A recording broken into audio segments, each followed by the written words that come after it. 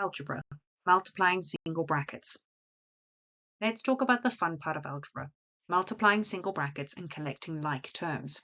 It's a bit like unpacking a gift and then organizing everything inside. There are a few key things to remember before you start multiplying out the brackets. The thing outside the brackets multiplies each separate term inside the brackets. When letters are multiplied together, they are just written next to each other. For example, PQ. Remember, r multiplied by r equals r squared, and xy squared means x multiplied by y multiplied by y. But xy squared in brackets means x multiplied by x multiplied by y multiplied by y.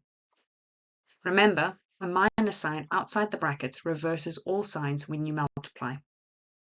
When you see an expression with a single bracket, like the one on the screen, it means you need to multiply everything inside the bracket by the number or term outside of the bracket. Think of it as sharing that outside term with each term inside the bracket. You might be given more than one single bracket, like the one on the screen in the same expression. You will need to expand each bracket separately and then collect the like terms to simplify it. Remember to collect like terms after you've expanded. And when you're collecting like terms, it is conventional to write your answer in descending powers. For example, the x squared term should come before the x term, and the x term should come before the number term.